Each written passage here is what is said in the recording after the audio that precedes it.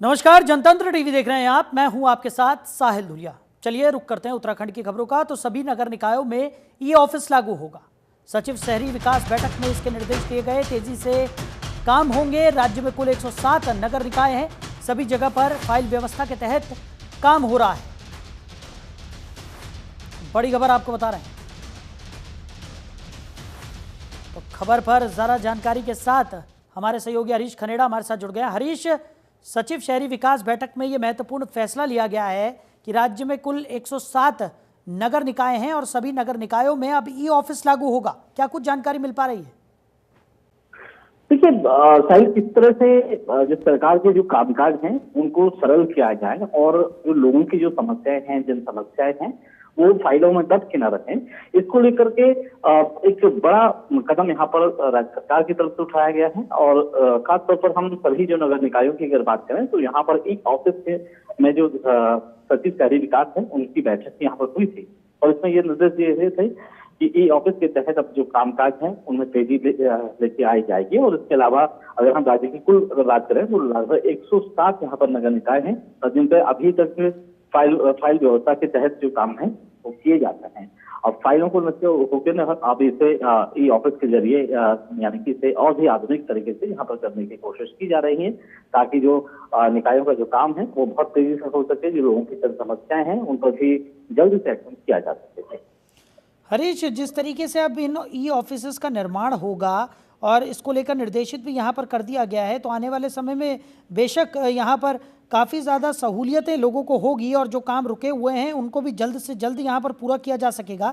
लेकिन इन तमाम पहलुओं के अलावा अगर हम बात करें तो इन ई ऑफिसों के निर्माण को लेकर और बाकी चीज़ों को लेकर भी तमाम एक रणनीति यहाँ पर तैयार करनी होगी और उसी के तहत आगे की कार्रवाई यहाँ पर संपन्न करनी होगी।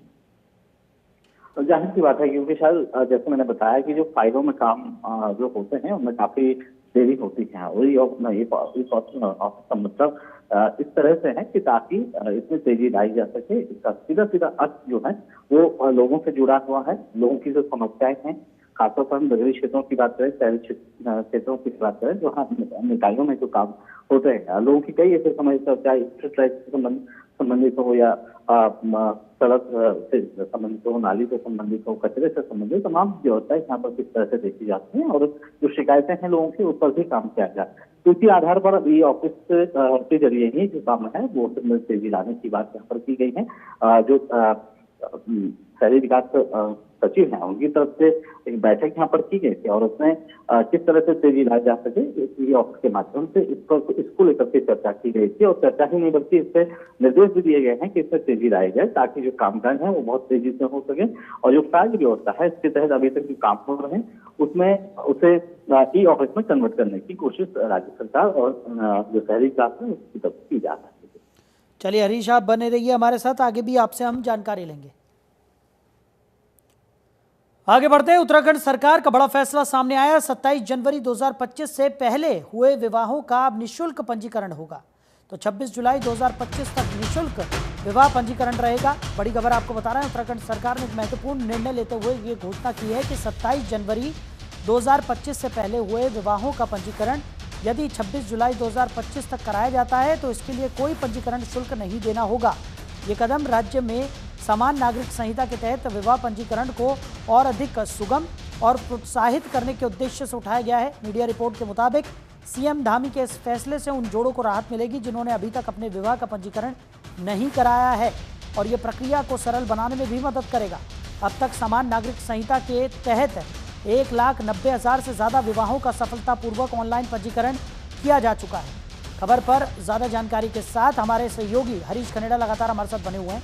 हरीश, 27 जनवरी 2025 से पहले जो भी विवाह हुए हैं उनका पंजीकरण अब निःशुल्क 26 जुलाई 2025 तक कराया जा सकेगा। इसको लेकर क्या कुछ जानकारी मिल पा रही है?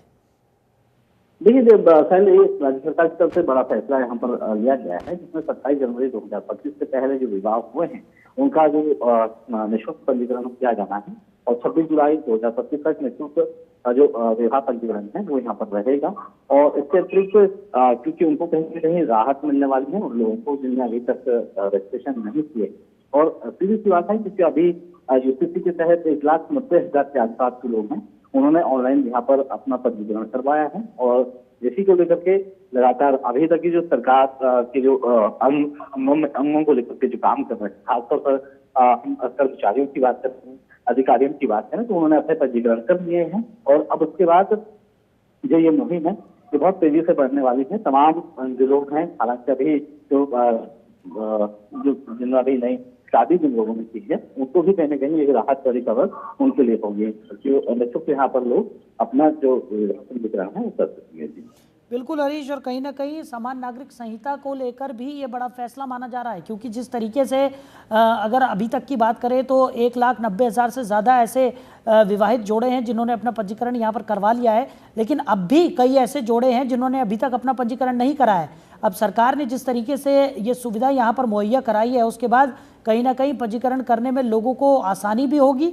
ये पूरी प्रक्रिया भी सरल होगी और साथ ही साथ लोग बढ़ चढ़कर इस प्रक्रिया में हिस्सा भी लेंगे। देखिए, ज्यादा से ज्यादा लोगों ने अपने पंजीकरण कर लिए हैं। हालांकि अब सरकार काफी 6 महीने का राहत यहाँ पर दे रही है भले ही, लेकिन उससे पहले ही लोगों ने अपने जो पंजीकरण है वो कर लिए हैं। हालांकि सरकार को ये कर देगा कि पहले ही इसमें 1 साल तक की छूट दी जाए और तमाम जो कर्मचारी हैं, क्योंकि लोगों ने काफी मोटी रकम खर्च भी की है, लगभग 3 से 4 हजार रुपए लोगों ने पंजीकरण में अपने खर्च किए हैं। तो इसी को लेकर के अब राज्य सरकार की तरफ से एक बड़ा फैसला यहाँ पर हुआ है कि जिसमें 27 जनवरी से लेकर के 27 जनवरी 2025 से लेकर के और 26 जुलाई 2025 तक निःशुल्क इसमें पंजीकरण का जो है वो रखा गया है, ताकि इसमें कोई फीस नहीं लोगों को देनी पड़ेगी और विवाह जो पंजीकरण है वो लोग यहाँ पर कर सकेंगे। तो कहीं ना कहीं जिन लोगों ने नहीं किए उनके कोई राहत की खबर है। हालांकि कई लोग इसमें कर चुके हैं, जैसे कि आपने भी बताया सारी के भी 1,90,000 के आसपास के लोग हैं उन्होंने अपना पंजीकरण कर लिया है इस स्थिति के तहत। यानी कि कुल मिला के देखा जाए कि राज्य में बहुत तेजी से लोग अपना विवाह पंजीकरण है वो करवा रहे हैं। चलिए हरीश, हमारे साथ जुड़ने के लिए, इन तमाम जानकारियों के लिए आपका बहुत शुक्रिया।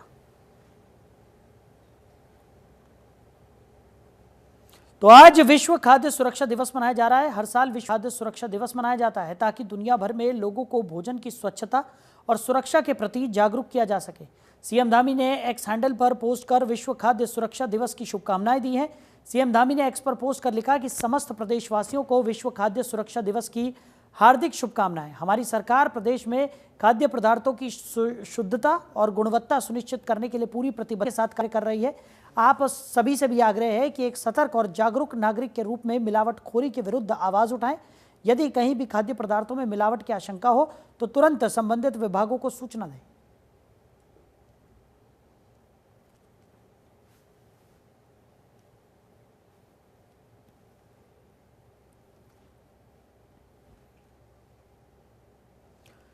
उधर सीएम पुष्कर सिंह धामी ने एक्स हैंडल पर पोस्ट कर लिखा कि आदरणीय प्रधानमंत्री नरेंद्र मोदी के कुशल नेतृत्व में केंद्र सरकार द्वारा किसानों को सशक्त और आत्मनिर्भर बनाने के लिए अभूतपूर्व कदम उठाए गए हैं।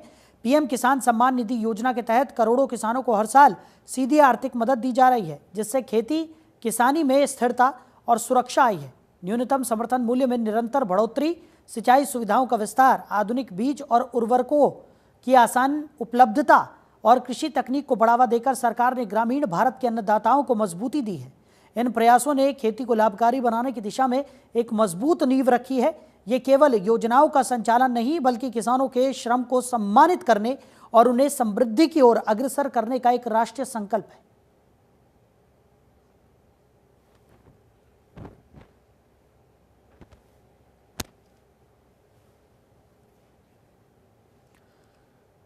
उधर सीएम पुष्कर सिंह धामी ने अपने 2 दिवसीय दौरे पर नैनीताल का रुख किया और सीएम धामी ने अपने 2 दिवसीय नैनीताल प्रवास के दौरान स्वच्छ उत्तराखंड अभियान की भावना को साकार करते हुए खुद सफाई अभियान में भाग लिया और पौधारोपण कर पर्यावरण संरक्षण का संदेश भी दिया। इस अवसर पर उन्होंने छात्र छात्राओं को स्वच्छता और पर्यावरण सुरक्षा की शपथ भी दिलाई, जिससे भावी पीढ़ी में प्रकृति के प्रति जागरूकता का संचार हो सके। मुख्यमंत्री की इस सहभागिता ने स्पष्ट संदेश दिया कि स्वच्छता और पर्यावरण संरक्षण केवल सरकारी दायित्व नहीं है, बल्कि जन जन की भागीदारी से ही यह संकल्प पूर्ण हो सकता है।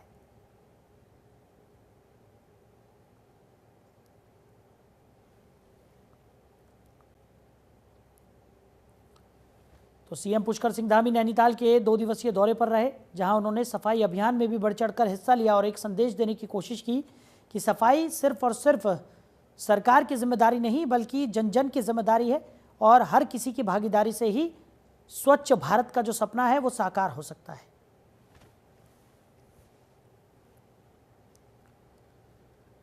उधर सीएम पुष्कर सिंह धामी ने नैनीताल में कुमाऊं मंडल स्तरीय अधिकारियों के साथ उच्च स्तरीय समीक्षा बैठक की अध्यक्षता भी की। इस बैठक में कुमाऊं मंडल के 6 जनपद नैनीताल, अल्मोड़ा, पिथौरागढ़, बागेश्वर, चंपावत और उधम सिंह नगर के जनप्रतिनिधि और वरिष्ठ प्रशासनिक अधिकारी मौजूद रहे।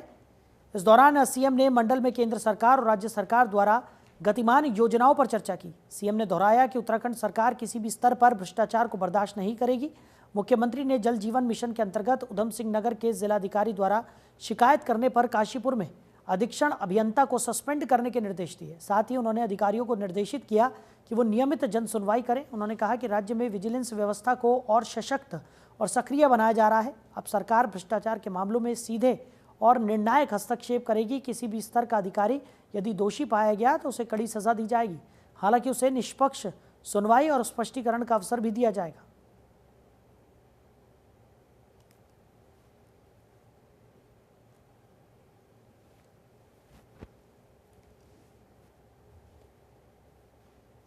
उधर हरिद्वार में ईद उल अजहा की नमाज सकुशल संपन्न हुई। इस अवसर पर कई मुस्लिम समुदाय के लोग एकत्रित हुए और नमाज अदा की। हर जगह पुलिस की सख्त निगरानी रही। चप्पे चप्पे पर फोर्स तैनात रही। नमाज के दौरान उलेमा और मौलवियों ने आपसी सौहार्द की नसीहत दी और देश की तरक्की और अमन चैन के लिए दुआएं मांगी। कुर्बानी को लेकर भी अपील की गई कि प्रतिबंधित जानवरों की कुर्बानी से परहेज करें, सोशल मीडिया पर फोटो न डालें।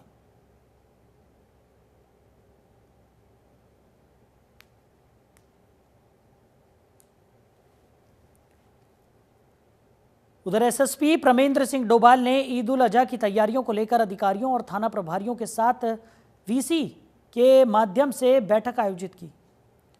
तो बकरीद को सकुशल संपन्न कराने के लिए सामाजिक तत्वों और सौहार्द बिगाड़ने वालों पर कड़ी नजर रखते हुए सभी थाना प्रभारियों को निर्देशित किया गया। साथ ही ईदगाह पर पर्याप्त मात्रा में फोर्स लगाने के लिए भी निर्देशित किया गया।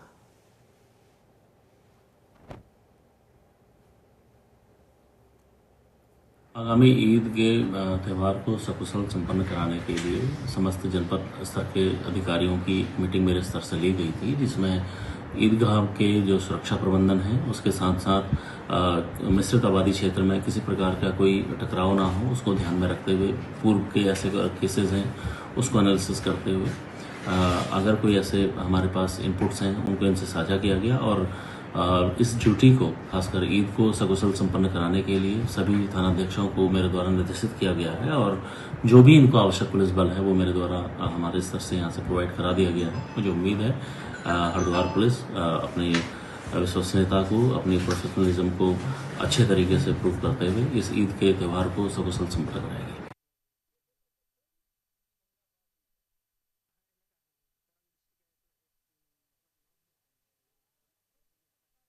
पर पहुंचकर सुरक्षा व्यवस्था, यातायात प्रबंधन और भीड़ नियंत्रण से जुड़ी तैयारियों का जायजा लिया।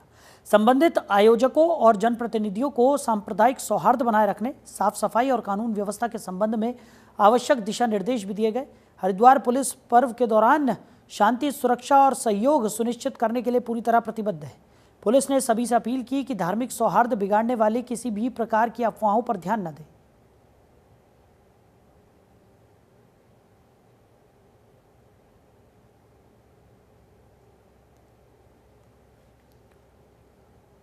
उधर हरिद्वार रुड़की विकास प्राधिकरण ने तहसील भगवानपुर क्षेत्र में अनाधिकृत रूप से विकसित की जा रही 4 कॉलोनियों को ध्वस्त कर दिया।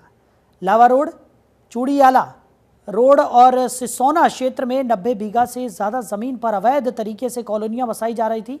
प्राधिकरण की रुड़की शाखा टीम ने पुलिस बल के साथ मिलकर कार्रवाई की और अवैध निर्माणों को ध्वस्त किया।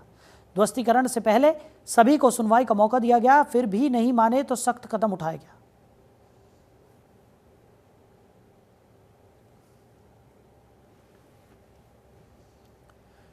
उधर हरिद्वार में गंगा में डूब रहे एक शख्स को पीएसी के राहत दल ने बचाकर जीवन दान दिया। निर्जला एकादशी के मौके पर गंगा में स्नान कर रहा एक श्रद्धालु अचानक गंगा के तेज बहाव में बह गया। बहते हुए श्रद्धालु ने जैसे तैसे हाथी पुल के नीचे लटकी जंजीरों को पकड़ लिया और काफी देर तक लटका रहा। इसकी सूचना मिलते ही घाट पर तैनात किए गए पीएसी के आपदा बचाव दल की टीम बोट के जरिए मौके पर पहुंची और डूब रहे शख्स का रेस्क्यू कर उसे जीवन दान दिया। राहत बचाव दल के द्वारा उसे पानी से निकाले जाने पर डूब रहे शख्स ने राहत की सांस ली और गंगा में डूब रहे श्रद्धालु का नाम राहुल बताया जा रहा है, जो जम्मू कश्मीर से हरिद्वार स्नान के लिए पहुंचा था और अचानक से गंगा के तेज बहाव में बहने लगा।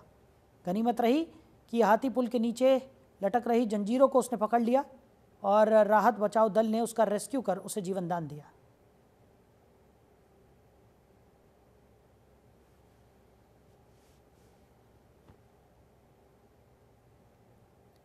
तो हरिद्वार के व्यस्त हर की पैड़ी बाजार में उस वक्त अफरा तफरी मच गई जब वहां स्थित लॉन्ज में अचानक आग लग गई। लॉन्ज में ठहरे दर्जनों यात्रियों की जान खतरे में पड़ गई, लेकिन मौके पर मौजूद पुलिसकर्मियों और स्थानीय कारोबारियों की सोच से बड़ा हादसा टल गया। बताया जा रहा है कि जैसे ही आग लगी, पुलिस और व्यापारियों ने मिलकर सीढ़ी लगाकर ऊपर फंसे लोगों को शुरू किया। करीब 30 से ज्यादा यात्रियों को सुरक्षित निकाला गया, जिनमें महिलाएं और बच्चे भी। तो राहत की बात यह रही कि समय रहते रेस्क्यू हुआ, जिस तरह की जनहानि नहीं हुई। फायर ब्रिगेड की 2 गाड़ियां मौके पर पहुंची और आग पर काबू पाया गया। आग लगने की वजह फिलहाल साफ नहीं है, लेकिन पुलिस फायर विभाग इसकी जांच में। घटना के बाद बाजार में थोड़ी देर के लिए हलचल हुई, लेकिन उसके बाद हालात सामान्य हो गए।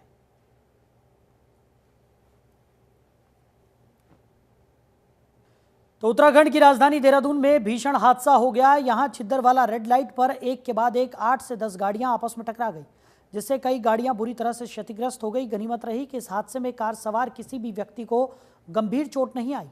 सड़क हादसे के बाद हाईवे पर अफरा तफरी मच गई। उधर सड़क पर लंबा ट्रैफिक जैम भी देखने को मिला।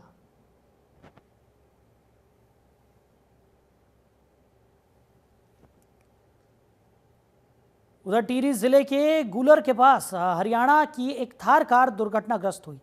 गाड़ी अनियंत्रित होकर गहरी खाई में जा गिरी। घटना सुबह 3:45 के करीब की बताई जा रही है। कार में एक महिला और पुरुष सवार थे, जो हरियाणा के कैथल के रहने वाले हैं। दोनों गंभीर रूप से घायल हैं। सुबह तकरीबन 3:45 चौकी को दुर्घटना की जानकारी मिली। उसके बाद पुलिस ने एसडीआरएफ को रेस्क्यू के लिए मौके पर बुलाया। एसडीआरएफ ने मौके पर पहुंचकर रेस्क्यू शुरू किया। बताया गया कि गुलर के समीप एक गाड़ी अनियंत्रित होकर पुल में गिर गई, जिसमें 2 व्यक्ति सवार हैं, जिसके बाद दोनों घायलों को एम्बुलेंस के माध्यम से नजदीकी अस्पताल भिजवाया गया।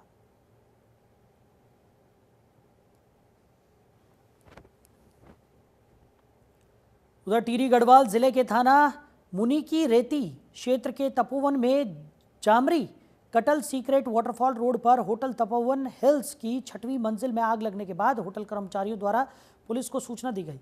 सूचना मिलने के बाद पुलिस टीम और फायर ब्रिगेड की टीम ने मौके पर पहुंचकर होटल से 12 कर्मचारी और 10 यात्रियों को सुरक्षित निकाला और फायर ब्रिगेड की टीम ने आग पर काबू पाया।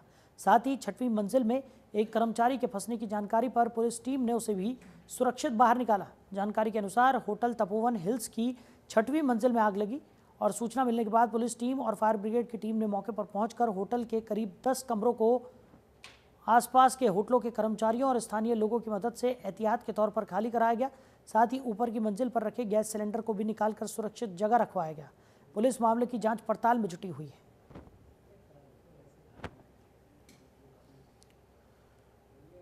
उधर ट्रॉली मुक्त उत्तराखंड बनाने के लिए इस बार एक खास प्रस्ताव बनाकर तैयार किया गया है, जिसको लेकर लोक निर्माण विभाग के सचिव ने कहा है कि पहाड़ों में बारिश के समय कई बार पुल टूट जाते हैं और लोग एक जगह से दूसरी जगह क्रॉस नहीं कर पाते हैं, जिसके लिए टेम्परेरी व्यवस्था में ट्रॉली लगाई जाती है, लेकिन उसमें स्थानीय लोगों को कई तरह की असुविधा का सामना करना पड़ रहा है।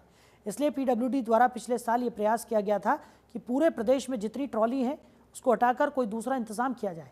इस क्रम में 30 स्थानों पर ऐसी ट्रॉलियां चिन्हित की गई जो अधिकतर पिथौरागढ़ और चमोली में है, जिसके स्थान पर जल्द ही पुल का निर्माण कराया जाएगा।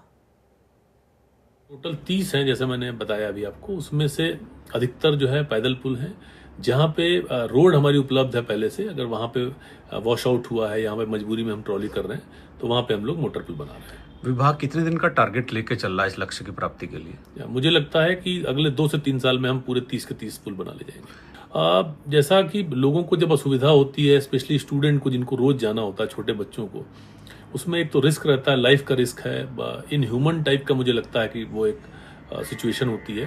तो उसी के क्रम में हम लोग ये पुल बना रहे हैं कि जो बच्चे हैं जिन्हें डेली दिन में 2 बार आना जाना होता है, उन्हें असुविधा नहीं हो और पढ़ने पे वो ध्यान दें बजाय ये सब करने के। तो एक बड़ा स्टेप है राज्य सरकार का, और इसको करने से क्षेत्र के जो लोग हैं, जो दूरस्थ ग्रामीण क्षेत्रों के लोग हैं, उनको बहुत ज़्यादा सुविधा मिलने वाली है। तो आगामी मानसून सीजन को लेकर सीएम धामी ने जिला प्रशासन के साथ ही सभी जनपदों के जिलाधिकारियों को आवश्यक तैयारियां तय समय पर पूरा करने के दिशा निर्देश दिए हैं। इस क्रम में देहरादून जिलाधिकारी ने आपदा परिचालन केंद्र का औचक निरीक्षण कर व्यवस्थाएं देखी। जिलाधिकारी ने निर्देश भी दिए। डीएम ने बताया कि अभी तक प्राप्त 125 विभिन्न शिकायतों में से 122 का निस्तारण कर दिया गया है।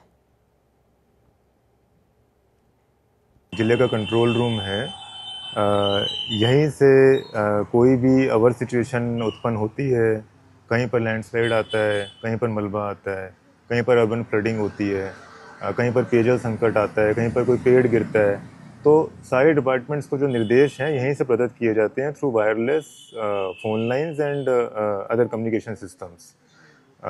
चाहे वो हमारे जल से रिलेटेड 7 डिपार्टमेंट्स हैं, जल संस्थान, जल निगम, UUSDA, स्मार्ट सिटी, स्काडा या नलकूप, या हमारा UPCL है, PWD, NH, ये व्यवस्था यहाँ पर स्ट्रीमलाइन की गई है कि सभी डिपार्टमेंट के जेईज प्रतिदिन 1 घंटा सुबह 1 घंटा शाम यहाँ पर बैठकर आने वाली कंप्लेंट्स का निस्तारण करेंगे। उधर रुड़की के पिरान गलियर थाना इलाके में 2 दिन पहले 2 पक्षों के बीच मारपीट के वायरल वीडियो में पुलिस ने हुड़दंगियों पर बड़ी कार्रवाई की, जिसमें मारपीट करने वाले 4 युवकों को पुलिस ने गिरफ्तार कर शांति भंग करने को लेकर चालान भी किया। वहीं पुलिस ने आसपास के स्थानीय लोगों से पूछताछ करते हुए घटना के संबंध में जायजा लिया। वीडियो सोशल मीडिया पर वायरल होने के बाद पुलिस ने जांच करने के बाद एक्शन लेते हुए आरोपी जीशान सहित तीनों युवकों को जेल भी भेज दिया।